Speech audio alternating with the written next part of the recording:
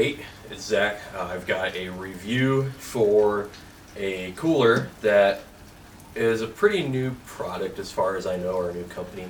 They're doing the same thing a lot of other ones are. They're making, you know, coolers that the ice is supposed to last, for a week plus. The fact is that there's so many of them out there that it's kind of irrelevant now that everyone has coolers that hold ice forever. This one has a really distinctive feature that stands out from the rest of them, though, is their biggest advertising point is that it floats in the water. Even though with a full load, it'll still float and stay upright, and even the lid will float on its own, which is pretty nice, considering that the lid does have these little cup holders in it, and then the other side has like a little ruler. But one nice feature of this cooler is that you can take the lid right off. It's cold out, so it takes a little persuasion. And you can flip it around, and the lid can, just stay out and float. You can do whatever you want with it. I like having the cup holders out because I like to be able to have the cooler, on the tailgate or sitting on the ground, and put my beer on it, and it has some place to go, or sodas. But one nice thing about this cooler is it does come with the basket and the dividing tray, and the dividing tray can move, and so you can really have it segmented on what you want on one side compared to the other. If you want to keep, if you have two people and you want to keep your food separate, whatever. And then it also came with like those tumblers, like a little insulated thing, and which I thought was really nice too. A lot of other cooler companies, they don't provide that with it. You got to buy it all extra.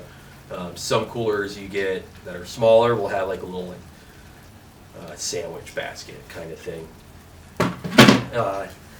Some of the cons about this cooler is that it's advertised as an 85, and so coolers are measured in quarts typically, and so their big idea behind this being an 85 is because it holds 85 cans, which is complete crap. It should be 85 quarts internal, and it's not. It's right around 64, and you do the internal measurements and you can figure out exactly what it is. I'm not that great at math, so I'm not doing it. But the internal storage is about the same as if you went and bought a 65 quart cooler with Grizzly or Arctic. Another downfall is this can't lock. It's not bear proof. And being here in North Idaho, you need to have that kind of stuff because we do have occasional grizzly bears. Not very many, but once you get north of, say, like Pend Oreille, there's a lot more up there. And so you need to have a cooler that you can lock. I like having them that I can lock because it's less tempting for eyes to go in it. And then another thing that I don't like is this drain plug.